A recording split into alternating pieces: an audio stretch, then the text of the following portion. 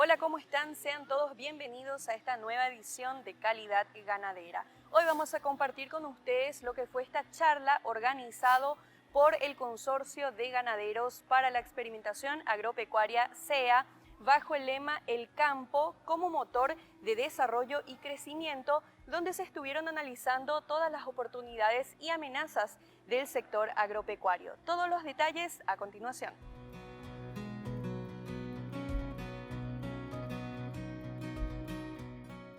La tradicional charla del Consorcio de Ganaderos para Experimentación Agropecuaria CEA reunió a importantes referentes de la producción en el marco de la 75 Exposición Nacional de Ganadería, donde se destacaron los pasos gigantes que se fueron dando en la ganadería paraguaya en las últimas décadas en beneficio del desarrollo del país.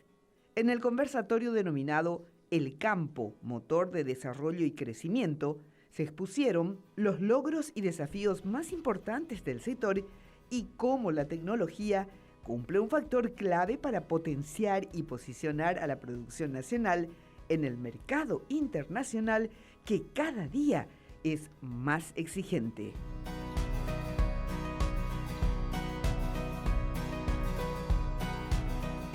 Entonces ya empezando contigo, Pedro, que soy acá el dueño de casa, gracias también por recibirnos.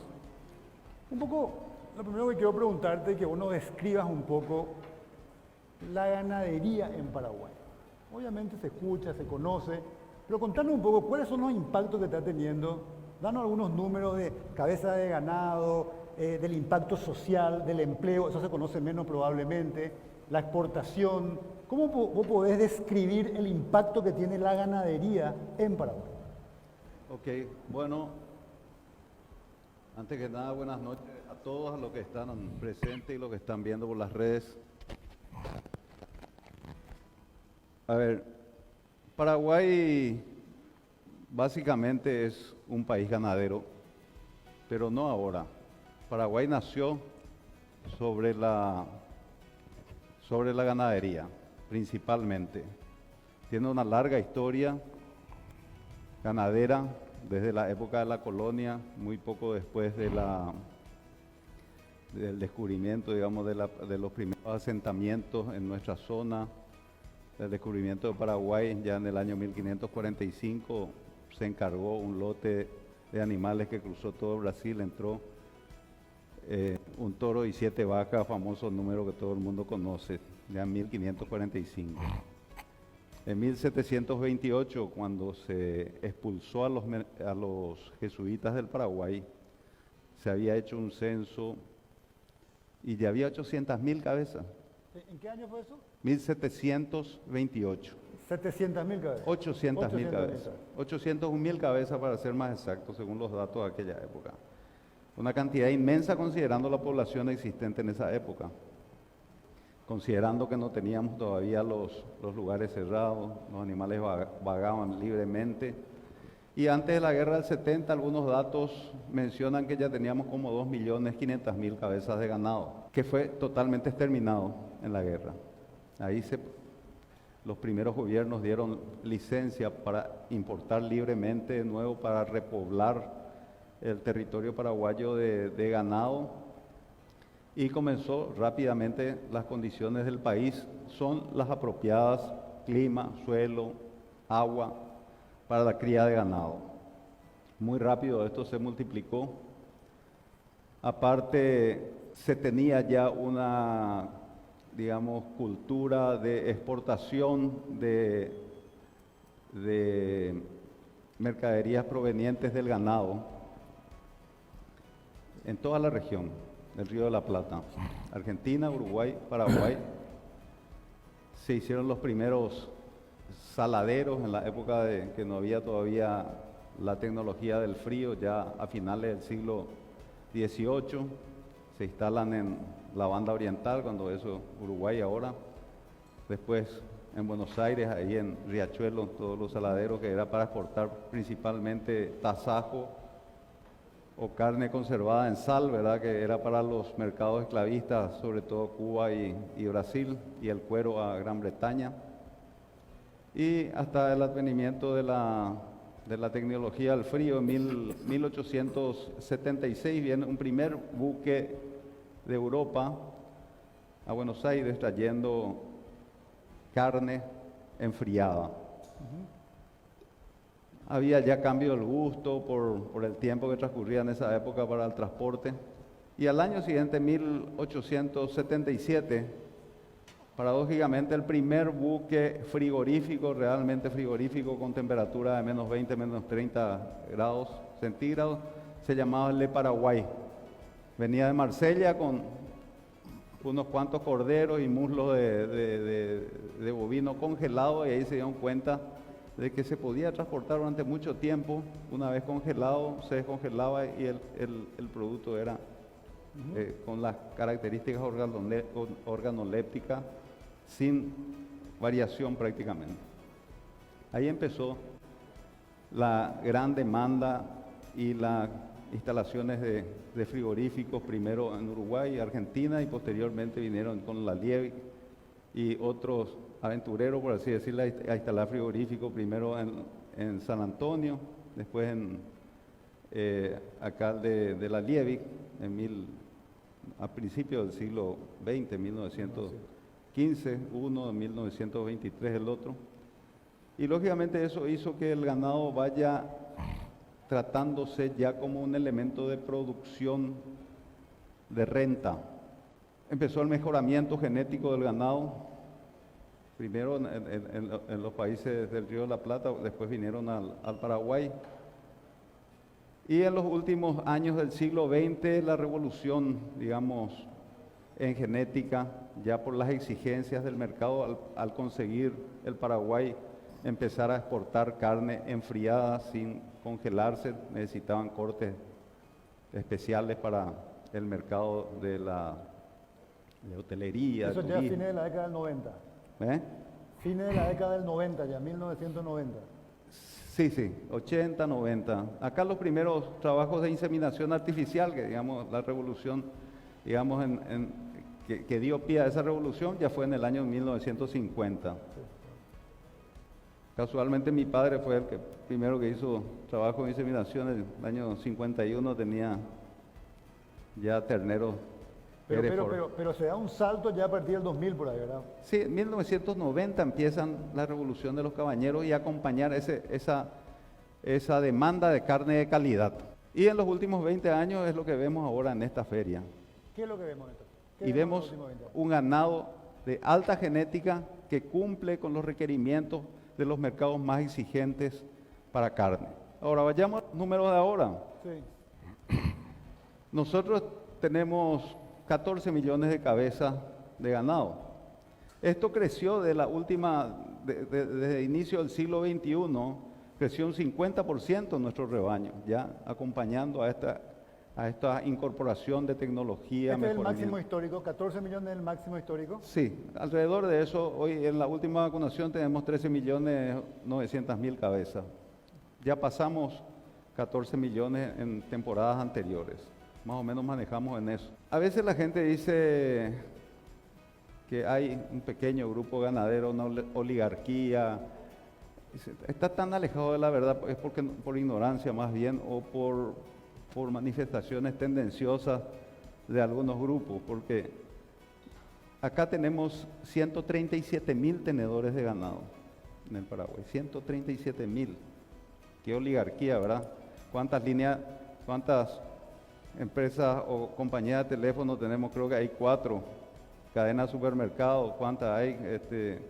Así, de emblemas de combustible, 15, 137.000 productores. Productores, tenedores de ganado en ciento y pico mil de establecimientos ganaderos. A veces hay más de uno en varios. Ahora, lo importante es que hay 122.000 de esos que son de menos de 100 cabezas de ganado. Y de ese grupo trabajando la vara, hay 85.000 que son de menos de 20 cabezas. 85.000 Sí. tenedores menos de 20 cabezas. Sí. Solo 15.000 son de más de 100 cabezas. Y si vas subiendo la vara, vas a encontrar que más de 1.000 cabezas hay apenas 2.500 productores. Y si querés más de 5.000, hay menos de 400. Es decir, es muy amplio. La cadena de valor de la carne abarca todos los niveles. Por eso que no se puede decir el empleo que genera, porque esas 122.000 productores de menos de 100 cabezas, la mayoría son familiares. Okay. Familiares. Mucha gente vive de la ganadería en el país. Más o menos 1,5 millones de personas viven de manera directa e indirecta de la ganadería. ¿Cómo se hace ese cálculo de 1,5 millones? Estos 120.000 por la cadena completa. Es la cadena completa. No, de la carne solamente, Sí, de la de la carne. carne. De la ganadería que están viviendo. Más o menos da 1 de cada 4 paraguayos.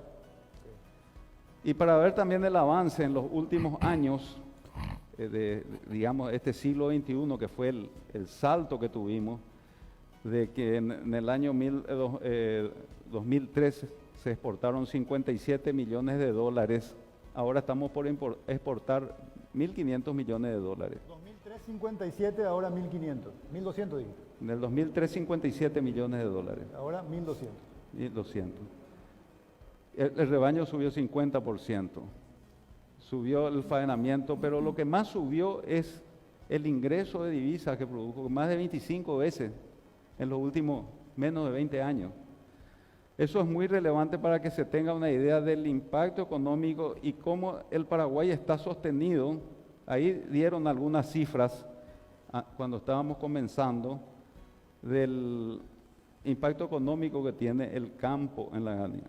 Y en términos de mercados, ingresamos a nuevos mercados en estos 20 años. Ya dijiste impacto en divisas. Claro. Hoy día tenemos abiertos como 70 mercados en total. De ellos, por supuesto, hay mercados más importantes.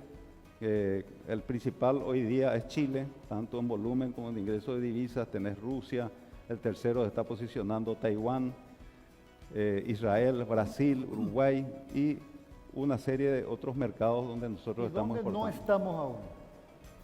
Eso es importante recalcar, porque eso tiene mucha importancia. Infelizmente estamos fuera de los mayores mercados del mundo, compradores.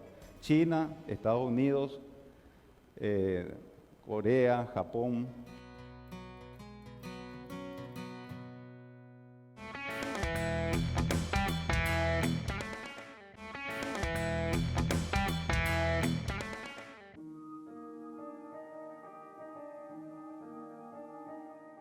Hoy, Paraguay tiene una amplia oportunidad de expansión ganadera que irá creciendo si se siguen generando las condiciones necesarias para que la gente continúe produciendo alimentos de calidad.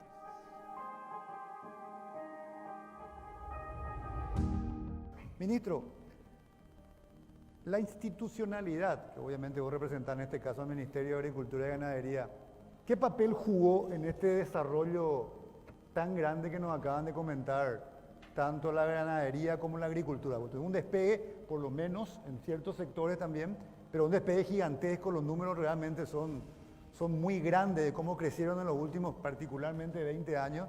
¿Qué papel jugó, si jugó algún papel, la institucionalidad en todo ese despegue? Bueno, en primer lugar quiero agradecer esta invitación de participar en este lugar. También felicitar al CEA por organizar este evento, en el cual ya nos tiene acostumbrado y creo que es uno de los medios en los cuales se está difundiendo el esfuerzo y la tecnología aplicada al sector. La institucionalidad, y en este caso principalmente el Ministerio de Agricultura, ha venido acompañando con sus luces y sus sombras todo este proceso en conjunción y en solicitud del sector privado para que se permita esto. Héctor, por ejemplo, mencionaba lo que fue la incorporación de siembra directa, rotación de cultivo, biotecnología. Eso fue un proceso que se inició con unos proyectos que vinieron del Alto Paraná Sur, Itapúa Norte, los PAR, que fueron los que empezaron a introducir este sistema de agricultura de conservación, la aprobación de los eventos transgénicos para permitir que el agricultor el acceso a la tecnología, Y en el caso de la ganadería, todo el proceso que se vino realizando desde la introducción de la inseminación artificial, nuevas razas, en un momento fue el Estado quien aportó fuertemente a través de cooperaciones internacionales. Después el sector privado fue avanzando, y yo diría que mucho más rápido ya que el Estado. Entonces ahora los desafíos son diferentes. Nuestro rol como Estado, como gobierno, debe estar enfocado a prestar aquel servicio que requiere el sector.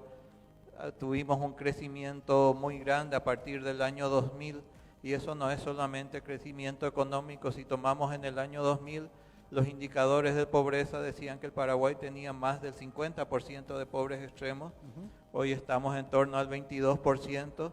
Y si vemos eso y correlacionamos con el PIB agrícola o con nuestro comercio internacional agrícola, vemos que van en sentido opuesto: a más comercio, a más producción. Tenemos menos pobres en el Paraguay. Mantener esos niveles de crecimiento es un esfuerzo complejo, desde poder facilitar el acceso a la tecnología, porque no hay otra manera de hacerlo. Después mantener abierto nuestro mercado interno es muy pequeño, y todo lo que hacemos tiene que estar enfocado a la exportación. En los grandes productos no consumimos más del 20%. Los desafíos que tenemos como país sin litoral marítimo: Paraguay tiene que importar todos sus insumos y después tiene que volver a reexportarlos. No es por casualidad que tenemos la tercera flota más importante. Y sumado a esto, estamos en un barrio no muy bueno, diría, a nivel regional, donde nuestros vecinos a veces no juegan el mismo rol que nosotros, que dificulta el desarrollo tanto a nivel productivo e industrial. Y son todos los factores en los cuales se tienen que ir desarrollando esta pujante ganadería o agricultura. Una cosa, ministro, tengo entendido que el presupuesto del ministerio es más o menos 130 millones de dólares, ¿puede ser? Aproximadamente. Bueno, tuvimos recortes constantes y este año probablemente estemos en torno a los 80. Y mencionaste con sus luces y sombras, mencionaste algunas de las luces. ¿Cuáles fueron las sombras a criterio tuyo? Ya como un análisis, no solamente tu gestión, sino en estos últimos 20 años de desarrollo, digamos. Mencionaste algunas de las luces: acompañamiento tecnológico, apoyo al tema de la genética. ¿Cuáles serían qué sombra vos viste ahí donde no estuvo la institucionalidad? Bueno, el ministerio tiene una carta orgánica que data del año 92, se ha quedado en el tiempo, en muchos aspectos ha ido variando su rol a ser de un ministerio de apoyo a la producción, a un ministerio con más características sociales, y eso ha desvirtuado un poco su esfuerzo. Ahora tenemos que revertir, generar confianza en el sector privado, que nos vean como aliados para ir creando desarrollo. Y bueno, esas Se son... convirtió en un ministerio más social, y eso se refiere a los subsidios y no tanto a la producción. ¿A eso te referís? Asimismo, dejar de enfocarse a su público, que es el productor, y enfocarse más a sectores que deberían ser competencia de otras carteras de Estado. ¿Pero esto tiene que ver con la carta orgánica o tiene que ver con una práctica que se fue generando en el ministerio y que se puede volver nomás atrás? ¿O mencionaste la carta orgánica? Sí, fueron prácticas, no, la carta orgánica es una carta desfasada, pero esto fueron políticas que se fueron aplicando coyunturalmente, principalmente a partir del año 2010. Ok, perfecto. Entonces es un tema de la sombra. Alberto, como presidente de DENDE es un think tank que de alguna manera mira las dinámicas que van ocurriendo en función a las potencialidades de desarrollo del país. Si vos tuviese que irte en este avión desde arriba y mirar todo esto como analista, digamos, ¿qué estás viendo en esto que acabamos de escuchar? Bueno, en primer lugar también gracias por la invitación a la gente del CEA. Realmente es un placer estar aquí compartiendo con tan importantes panelistas. Yo creo que hay que mirar de arriba. Efectivamente, todo este boom fue de los últimos 20 años y hay que mirar qué pasó en el mundo en estos 20 años, ¿verdad? Porque así como el sector productivo es el motor del desarrollo sin ninguna duda, también los mercados, o sea, hay oferta y hay demanda. O sea, tiene que haber demanda que compre esa producción. Y el mundo tuvo un cambio casi revolucionario, diríamos, en los últimos 20 años. Con la entrada de un país como China, un país pobre, hasta 1980, un país muy pobre, un país muy rural, 80% vivía en el campo, un país agrícola, o sea, vivía de la producción de autoconsumo, diríamos, un país de 1.300 millones de habitantes, que de repente entra en un proceso de desarrollo acelerado. No voy a entrar acá a todos los detalles, ¿verdad? Hubo en muchos aspectos, cuando si entramos a hablar algo del tema geopolítico, Estados Unidos tiene mucho que ver con lo que es China. China es prácticamente algo que lo armó, inició Estados Unidos en la década del 70, cuando Nixon va a China y para enfrentarle a Rusia, a la Unión Soviética, se asocia con China y llegan las inversiones a China. Y a partir de ahí China se convierte en la fábrica del mundo. Tenía mano de obra abundante, barata, y las inversiones llegan a China, China se industrializa. Al industrializarse, evidentemente, la gente migra del campo a la ciudad. La industria es la que genera la urbanización. Se crean grandes ciudades. En poco tiempo tuvieron que invertir miles de millones de dólares creando ciudades de 20, de 30, de 40 millones de habitantes. La necesidad, en estos 20 años se mudó del campo a la ciudad 400 millones de personas. Fíjense que es más que Estados Unidos, más que un Estados Unidos, 2 veces Brasil se mudó del campo a la ciudad. Lógicamente, al mudarse hay que invertir en infraestructura, en caminos, en escuelas, en hospitales, en vivienda. Ese movimiento que tuvo China en esos años hizo que la demanda de este país gigantesco, estamos hablando de más de un Estados Unidos, en población diríamos, haga que todo haya ido por las nubes, ¿verdad? El precio del petróleo, que estaba en $10, $20, pasó a 140. Los metales preciosos, el petróleo, los metales preciosos, la soja, que estaba en 180, llegó a 600, ¿verdad? Todo fue por las nubes, o sea, mucho tuvo que ver todo eso, en ese sentido, el mercado. Claro. Y podemos después analizar qué puede pasar en el futuro, ¿verdad? Yo personalmente considero que lo que aprovecharon esta situación es el sector privado. El Estado muy poco contribuyó en este proceso. Yo diría en ese sentido, un poco mirando a nuestros hermanos argentinos, no molestó tanto como en Argentina. No ¿verdad? molestó tanto. No molestó, pero no apoyó, ¿verdad? No apoyó en el sentido de realmente, como dijo el ministro, se convirtió más en un ministerio social, menos productivo. Y todo lo que vemos hoy en Paraguay es producto, evidentemente, del sector, gran parte del sector privado, que aprovechó este mercado que crecía, ¿verdad? Entonces, nosotros vemos hace un tiempo, hicimos hincapié en que el sector privado tiene sus límites. Llega un momento en que requiere infraestructura, que requiere educación de la gente.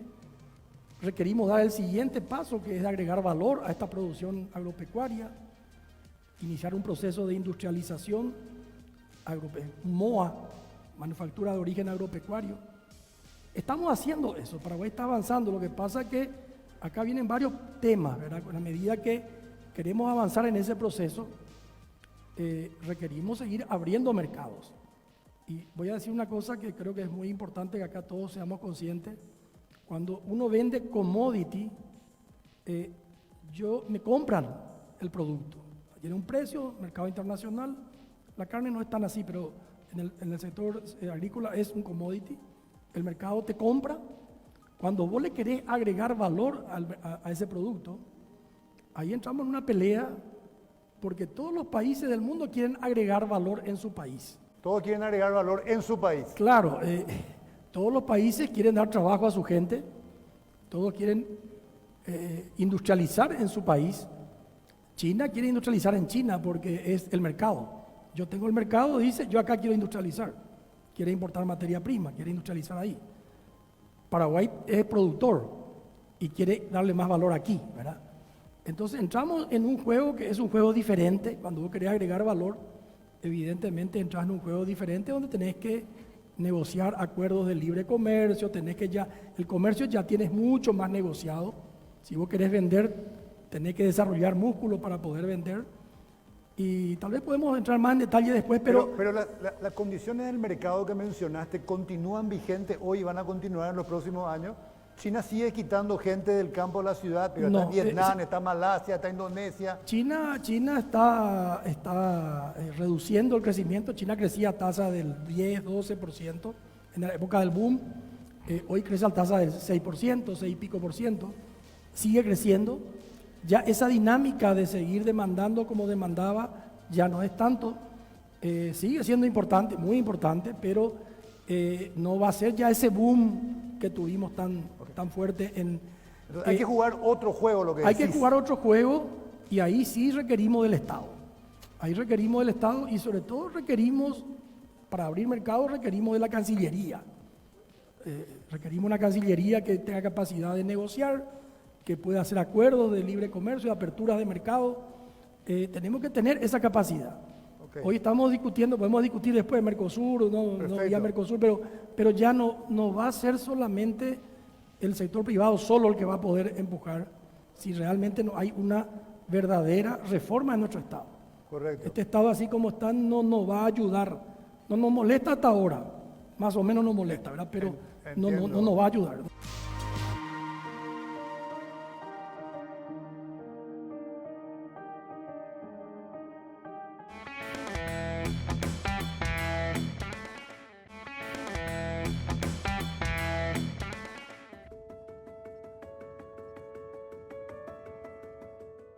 Hoy, uno de los puntos fuertes para seguir avanzando en el campo es el apoyo mutuo de los sistemas de producción agrícola y ganadero.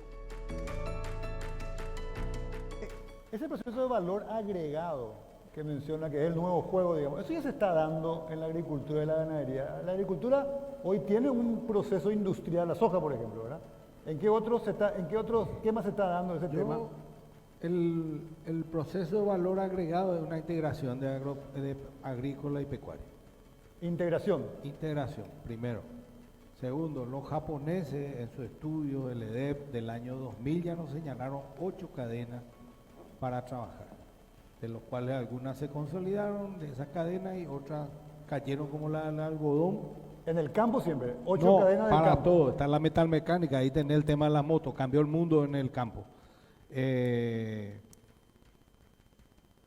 valor agregado no es solo llevar la soja, prensar y hacer speller y aceite, es la cadena del balanceado.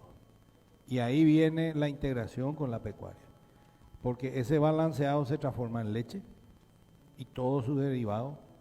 Ese balanceado se transforma en carne de cerdo y todos sus derivados, en pollo, en producción de huevos. Y en el tema lácteo, por ejemplo, Paraguay pegó un salto enorme. Lácteo. Sí, nosotros antes la leche en polvo se importaba y era leche nido. Hoy estamos exportando leche en polvo a distintos países del mundo. Eso ya es el excedente de la leche fluida, que se consume acá y también se exporta. El otro tema del trigo es otro ejemplo de cadena que se consolidó. Antes estaba acá en Sajonia, molino harinero del Paraguay, el molino más grande del Paraguay era. Y para recibir el trigo que venía en barcaza de Argentina o de otros lugares del mundo. Hoy el polo triguero agroindustrial está en Campo 9, hay más de 20 molinos ahí. Hay producción de fideo, producción de galletitas. Ese es el valor agregado real. No decir voy a hacer una aceitera ese es el primer paso. Y hay ya la producción porcina está creciendo. Hay productos derivados del cerdo que están instalándose ya en el consumo interno y algo está empezando a exportarse sobre todo a Ucrania. Entonces, son procesos que ya están en marcha, que tienen poca visibilidad. 5 cooperativas de Alto Paraná se unieron y pusieron granja de cerdo que no tiene que envidiarle a nadie en otro lugar del mundo. Es decir, lo que pasa es que acá hay mucha gente que opina del campo con una foto vieja de los años 80 y siguen refritando y refritando. Yo creo ¿Cuál es esa foto vieja? y decir que cuando hablan del productor agrícola pone un campesino con una asada pinandí y sombrero piri, y ya no es así. El campo cambió. Hoy ese productor algodonero se transformó en productor de grano o en granjero, y ese es el gran desafío, convertirla a los pequeños en granjeros. En granjero. Y te voy a dar un ejemplo. San Pedro, uno de los departamentos más conflictivos, era el 9º productor de maíz en Paraguay. Vino una fábrica de producir alcohol de maíz y pasó al 4º lugar. Le superó a Itapúa, le pasó al 5º a Itapúa, que es el granero del Paraguay. Lo que ves es el impacto que tiene una cabeza de serie en un proceso de agregación de valor. Entonces, esos nodos de desarrollo estratégico, agroindustrial y de servicio, es lo que tenemos que enfocarnos en consolidar en el país. Integración. Sí.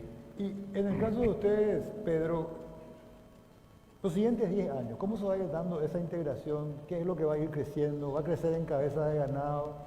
¿Vamos a agarrar nuevos mercados? Esto que mencionaste, ¿cómo estás viendo vos? ¿Dónde vamos a estar y qué impactos nuevos va a tener, por decirte, en los próximos 10 años la ganadería? ¿Qué potencial tiene real? Es importante lo que estaba diciendo recién Héctor, de esa evolución. A ver, ¿cómo estamos ahora? Estaban dando los números entre lo que él dio y lo que yo di.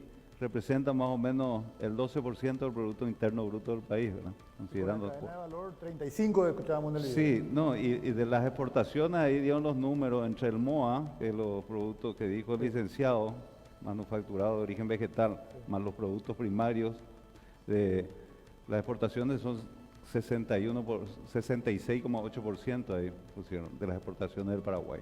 Eso estamos. Muchos asocian, es un productor, su economía se basa en la producción primaria, es un país pobre, un país en vías de desarrollo, asocian. Y no es así, hay países del primer mundo que están basadas su economía sobre la producción agropecuaria. Ahí tenemos el ejemplo de Australia, Nueva Zelanda, en Europa, Holanda. Y ahí quiero hacer un paralelismo para ver dónde se puede llegar con lo que dijo Héctor, porque el tema es la incorporación de tecnología en el campo. El campo ya no puede crecer. Ahora estamos, esta revolución que estábamos hablando en mi primera intervención, gracias a la incorporación, la conjugación de la parte agrícola con la ganadera. Pero todavía estamos consumiendo solamente el 10% de los granos que producimos nosotros. La parte de cerdo y ave está incipiente la producción. Holanda tiene el tamaño más o menos entre Concepción y San Pedro. Y produce 111.000 millones de dólares en exportaciones de productos alimenticios. Y a lo mejor a la gente no le suena mucho, ¿verdad? Pero Estados Unidos tiene 9 millones de kilómetros cuadrados, 237 veces más que Holanda, y produce 171.000 millones de dólares de exportación de productos alimenticios. O sea, ¿dónde nosotros podemos llegar? ¿Y a qué se llega con eso? Con la incorporación de la tecnología. Nosotros tenemos muchos discursos todavía que asocian al campesino con esta famosa agricultura familiar campesina tan mentada. En realidad ya no existe más. Es la incorporación de la tecnología. O sea, no tenemos un techo para llegar. Nosotros estamos es un bebé recién nacido. A pesar de que tenemos casi 500 años de historia de nuestro país, esto está arrancando y el horizonte es muy alto. Por eso quería comparar con un país que su economía se basa en la producción agropecuaria, es así de chico, no tiene ni la mitad del suelo que nosotros tenemos, un clima bastante hostil, que nosotros tenemos suelo, clima, agua, todo lo que queremos. Nuestro horizonte es enorme. En la medida que nosotros vayamos incorporando la tecnología tanto en la ganadería como en la agricultura, el desarrollo va a continuar, vamos a convertirnos en un país del primer mundo basado siempre sobre la producción agropecuaria. Nosotros tenemos algunas desventajas que estaba hablando por nuestra mediterraneidad.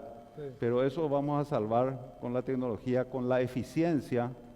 Igual estamos entre los 10 exportadoras más grandes del mundo, aunque seamos mediterráneos. ¿Por qué? Porque estamos dando lo que el mundo está pidiendo, y eso que tenemos la desventaja de no estar dentro de los mercados más grandes, como ya dije en un principio, pero eso no quiere decir que va a persistir esa situación, esto puede cambiar. A pesar de los números que nos dijeron, esto está en pañales, Pedro. Esto está en pañales y el techo es altísimo. Un bebé recién nacido. Un bebé recién nacido. Y para vos la tecnología es la clave, la tecnología. Y ahí entonces vuelvo a vos, ministro, en el tema este de la institucionalidad, digamos. Desde la institucionalidad que vos mencionaste y de la que vos querés darle, ¿cómo se inserta eso en esto que acaban de mencionar?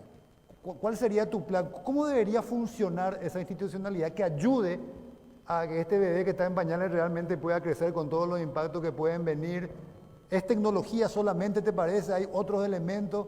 ¿Cuál es tu visión Bueno, de cómo hacer esto? la tecnología evidentemente es un factor determinante y ahí el rol del Estado es, por un lado, disponibilizar esa tecnología y crear las condiciones para que el sector privado tenga acceso. Llámese crédito, marcos regulatorios, etcétera, cómo deben funcionar para que ese sector pujante tenga el acceso y pueda aplicarlo. Los otros factores que debemos tener en cuenta y que están haciendo que sucedan los grandes cambios a nivel en el país son el aumento que hemos tenido en la infraestructura vial. Estamos con 2.500 kilómetros nuevos de infraestructura vial que va a permitir que muchos terrenos, en el caso del desarrollo del arroz, donde antes teníamos 5, 6, 7 hectáreas para una vaca, ahora tenemos 10 toneladas por hectárea, pero que estaban fuera del área de desarrollo porque no tenían acceso. Otro factor importante es la electricidad, la conexión de energía. O sea, hay que hacer un esfuerzo grande en mejorar la calidad, pero esta distribución de energía, recién hemos conseguido tener las condiciones de extraer lo que nos pertenece de Itaipú y Yacyretá. Se está mejorando la conectividad en el campo, eso permite instalación de industrias, que se pueda aplicar el riego, ir enfrentando los desafíos del cambio climático con tecnología. Y el cambio, eso se ve en todos los lugares que uno puede recorrer. Como dijo Héctor, el tema de industrialización hay que verlo muy bien. Hay algunas industrias que son grandes generadoras de mano de obra y con un derrame en varias, hay otras que no tanto. Tenemos que tener en cuenta lo que es el salto arancelario para el ingreso a los mercados, pero son cuestiones que el sector privado maneja muy bien y de parte del Estado tenemos que crear esas condiciones para que se puedan. Como ayer visitábamos una fábrica de bioinsumos que está preparando insumos tanto para uso agrícola como para control biológico de algunos ectoparásitos de la ganadería. Y como decía, si el esfuerzo privado va con el apoyo del esfuerzo del Estado, las cosas fluyen, y nuestra función como entes del gobierno es hacer que esas cosas fluyan. ¿Y qué cosas concretas vos dirías? Porque es cierto, crear condiciones que de alguna manera favorezcan que el sector privado, y eso de manera general sí, nadie puede discutir, digamos, mencionaste algunas cosas, ruta, pero si volvemos de repente al Ministerio de Agricultura y Ganadería, ¿qué cosas más concretas vos dirías que podrían realmente apalancar o acompañar en este nuevo juego que mencionaba también Alberto, digamos, del sector privado al sector público? Muchas veces usamos como ejemplo el exitoso SENACSA como un ejemplo de asociación público-privada, financiado fundamentalmente por el sector privado, creo que 80%. 85%. 85%. Y ahora vamos a pasar al 100%. Y vamos a pasar al 100%, pero que ha funcionado, digamos, algo similar a eso. ¿Qué cosas concretas vos te parece, ministro? Bueno, el esfuerzo público-privado que se viene haciendo fue uno de los pilares para que se haya llegado a el fortalecimiento de toda la institucionalidad pública agraria. Me refiero a que necesitamos fortalecer lo que es el SENACSA. El SENACSA anda muy bien para lo que es bovino, pero tenemos que hacer más abarcante. Ese es un punto, más abarcante, que no sea solamente bovino.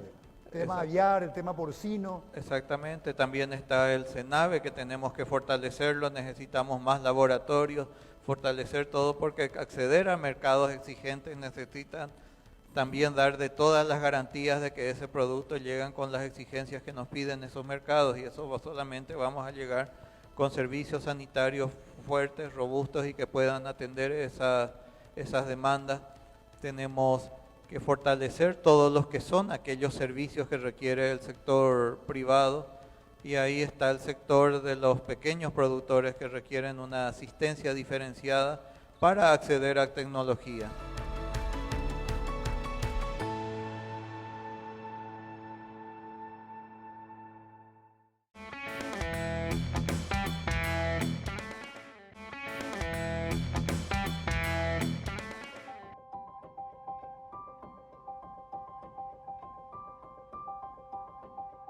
Si bien la producción nacional se ha posicionado de una manera interesante en el mercado internacional, aún se necesitan políticas claras para tener buenas perspectivas de crecimiento. Si vemos esto como alguien que está en pañales y tiene un potencial enorme, cítame algunos puntos de un engranaje que si funcionan mejor va a poder crecer más sano esta criatura, digamos, más fuerte. Engranaje que vos ves todavía puntos débiles, algunos ya se mencionó, tecnología, pero particularmente para el sector de la ganadería, ¿cuáles vos mencionarías? No hablamos todavía mucho de esto, ¿por qué no entramos a los nuevos mercados? Se habló en un momento del tema de que Paraguay pueda ubicarse mejor, Instituto Famoso de la Carne, no sé si son esos los engranajes, la integración. Cítame algunos en 2 minutos, Pedro, que nos va a permitir dar el nuevo salto. Sí, básicamente necesitamos políticas claras para tener perspectivas de seguir creciendo. Uno de ellos es salir de estas relaciones diplomáticas basadas en sentimientos y no en lo que estaba diciendo el licenciado recién, en los intereses. Entonces ahí se nos abren más los horizontes. Estamos como anclados un poco en el pasado desde ese punto de vista. Uno de ellos es la tecnología, que estábamos hablando, y todo pasa por la tecnología. Nosotros, en cuestión de producción de carne, cuando hablamos, no solo vamos a hablar de carne bovina, tenemos que hablar de carne porcina, que es la carne que más se consume en el mundo. Y eso estamos en una etapa incipiente. Somos un país productor de grano que estamos exportando nuestros granos para que se alimenten los cerdos en España, en China, en otros países que son grandes consumidores y exportadores. Lo deberíamos hacer esto acá. De aves, la misma cosa. Nosotros casi todos los granos exportamos. Hace rato dije, ni el 10% de los granos nosotros estamos consumiendo acá. Entonces tenemos un techo de desarrollo muy amplio. Esa tecnología que vos decías, es un problema de acceso a crédito. ¿Por qué no hay más tecnología que se va incorporando? La tecnología es cara, digamos, pero pasa por el conocimiento de la tecnología y luego la aplicación de la tecnología. Necesitamos también más previsibilidad, sobre todo en la parte de producción ganadera que lleva años. Necesitamos previsión de los precios, necesitamos que el sector industrial se expanda más. Hoy, gracias a esa sed que hay de alimentos en el mundo, y nosotros somos productores de alimentos, conseguimos que la demanda sea mucho mayor que lo que nosotros estamos produciendo. La industria se vio obligada a competir entre ellos y ahí se ve reflejado los precios, cuando que el año pasado tuvimos unos precios por el piso. No tiene relación los volúmenes que se exportaban con los precios que se pagan en este momento. Entonces, previsibilidad, acceso a crédito, acceso a información, a tecnología. Como vimos, tanto en el sector agrícola como pecuario existen muchísimos pequeños productores. Ahí entra el Estado, ahí puede entrar el Estado. No es que no necesitamos el Estado tiene que poner las condiciones y formar organizar a esos pequeños productores, digamos, de alguna manera, para que ellos también tengan previsibilidad y puedan seguir creciendo. Sacando la cuestión política, ¿cómo entramos a los mercados tipo Estados Unidos, tipo Japón? Y primero vamos a entrar a Estados Unidos y ahí tenemos la tarjeta de presentación a otros mercados exigentes. Está muy avanzado, esperamos que esto se haga realidad, lo de la apertura del mercado de los Estados Unidos, aunque no es un gran volumen lo que podemos vender ahí, pero sí nos posiciona muchísimo mejor como oferente en el mercado internacional y de ahí podemos aspirar a entrar a los mercados como Japón y Corea. Correcto. Teto, la misma pregunta, ¿vos también ves esto como un niño en pañales que tiene un techo altísimo en el tema agrícola? ¿Qué engranajes hacen falta mejorar para que esto realmente empiece a crecer? No hablamos casi del tema de seguridad, es un issue, eso está, debe preocuparnos, no sé por qué no lo hablamos, no sé por qué no lo pusieron. ¿Cuáles son esos engranajes? Necesitas reglas claras, estables en el tiempo, que te permitan planificar ordenadamente. Hoy no tenemos eso. No, de repente te cae en paracaídas una ley que viene enlatada desde afuera, que un organismo de cooperación a través de consultores escriben, se aprueban en el Congreso y después no funciona en Paraguay. O complica la vida, o cambian las reglas del juego de un lado para otro. Entonces necesitamos más interacción entre el sector público y el sector privado, más coordinación. Necesitamos seguridad jurídica y ahí el rol de las instituciones del Estado es fundamental para garantizarle a la gente que trabaja que van a tener el respaldo de las instituciones.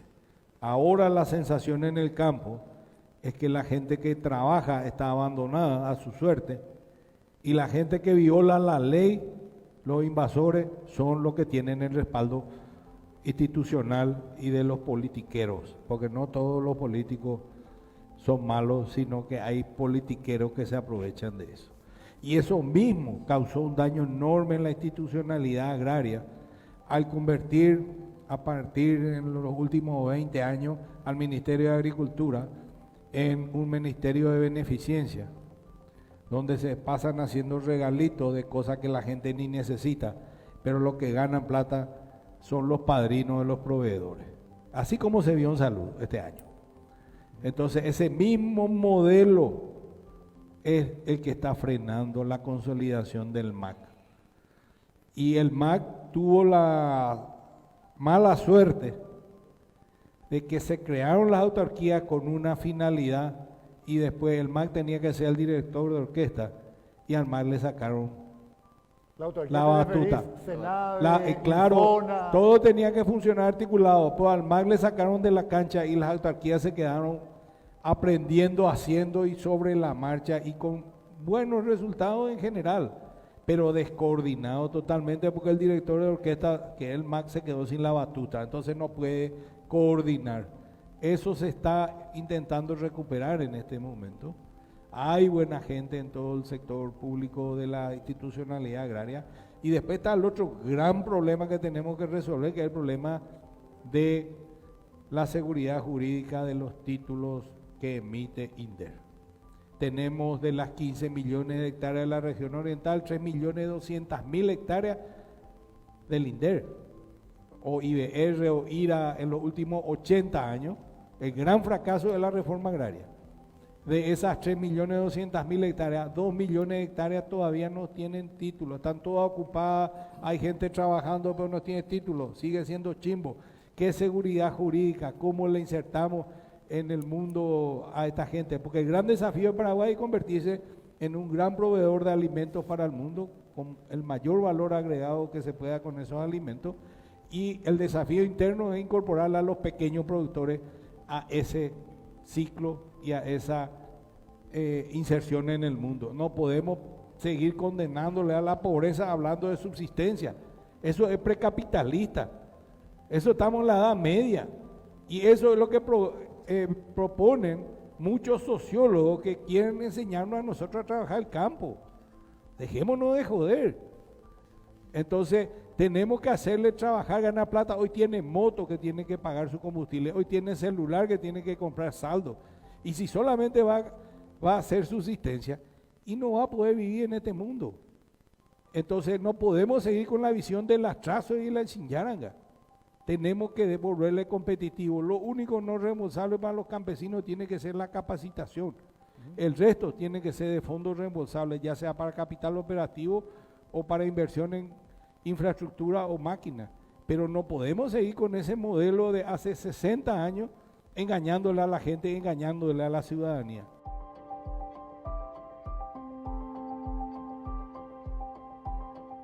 Una pregunta que me llega, Alberto, y aprovechando también lo que te quiero hacer, es que hay como una especie de claridad de criterio, pero bueno, ¿qué falta, digamos? ¿Por qué no hay una mejor articulación?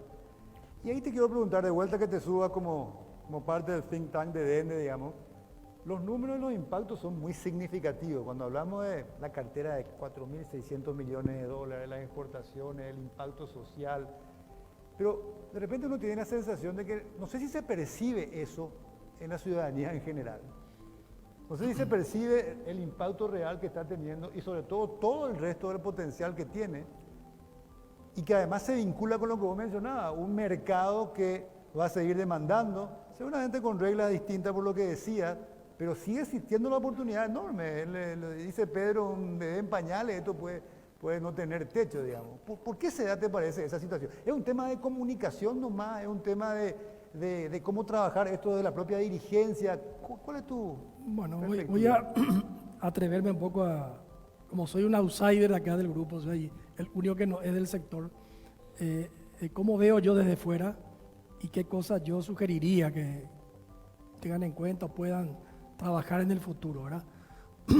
Ya que hablamos del mundo, uno de los fenómenos que tiene el mundo, lo conoces muy bien, Jan, de los últimos 100 años, bueno, es este proceso de urbanización que vive Hoy la gente vive más en ciudad que en el campo. A partir del 2007, el mundo entero, ya la gente que vive en las ciudades superó al campo, ¿verdad? Y hay países con el 90% de gente en la ciudad, hay países con el 85%, Paraguay es uno de los más rezagados, pero va creciendo, ¿verdad? Y acá se produce un fenómeno, ¿verdad? Creo que tenemos un poquito más de tiempo que no está ya la televisión, ¿verdad? Jan?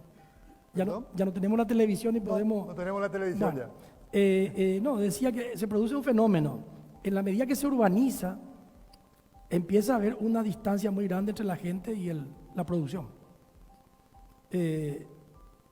Amigos nuestros comunes en Brasil hicieron una encuesta y le preguntaban a la gente de dónde venía, por decir, el huevo, ¿verdad? Y del supermercado responde la gente, ¿verdad? No tienen ni idea cómo se produce, ¿verdad? Los chicos no saben ni cómo se produce, qué es lo que es. Y eso se va agravando en la medida que la gente se urbaniza y se urbaniza. Entonces, yo creo que hay que hacer un trabajo permanente de mostrar todo esto que la gente en mayoría no sabe, ¿verdad? Un esfuerzo de comunicación, pero permanente. Y acá entro en otro tema que también es meterme un poco en casa ajena, pero opinar sobre el tema. Fortalezcan a su gremio. El gremio es fundamental. Al gremio. Al gremio. Ustedes, el único que les puede defender de todas las amenazas es el gremio. Hay amenazas internas, amenazas de invasión, amenazas legales, de leyes, amenazas externas. Por todos lados hay amenazas. Y lo que hay que tomar conciencia es que el único que te puede defender es el gremio. Un gremio fuerte. Un gremio fuerte que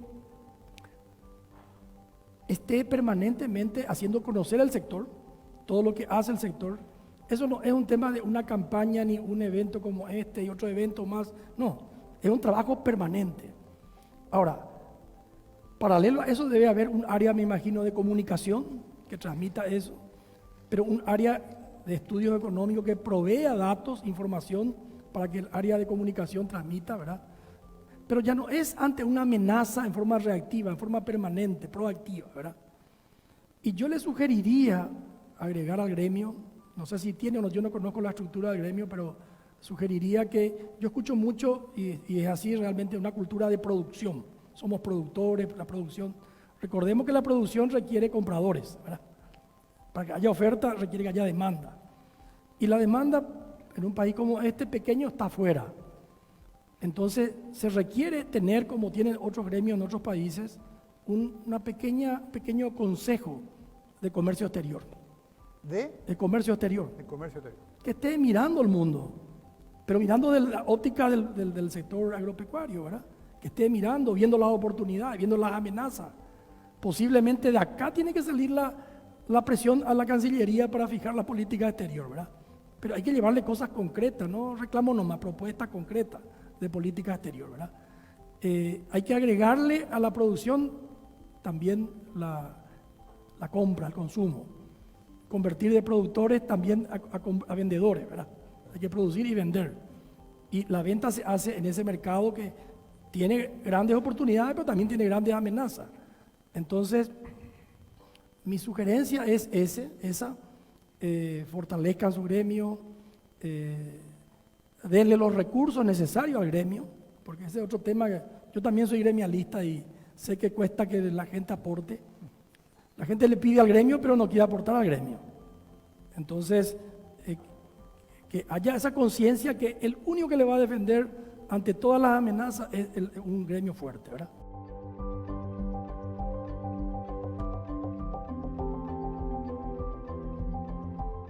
Una de nuestras debilidades grandes del sector productivo es justamente la capacidad de comunicación a la gente. La gente desayuna, almuerza, merienda y cena todos los días con lo que nosotros producimos. Sin embargo, hay gente por ignorancia o por malas intenciones, con la boca llena de asado o de comida, está atacando al productor. Eso pasa por una cultura urbana que se olvidan que lo que come no sale de la heladera o de la góndola del supermercado, eso sale del esfuerzo, del sudor de muchísima gente que está generando esos alimentos, esa producción. Y sin embargo no se dan cuenta, tienen ante la vista y no se dan cuenta. Es una debilidad de la comunicación y yo creo que este tipo de actividades como la que están organizando el SEA es necesario que se multipliquen para poder hacer llegar la realidad de lo que es el campo, la realidad de lo que es la producción agropecuaria, la realidad de lo que es ser el motor de la economía de este país.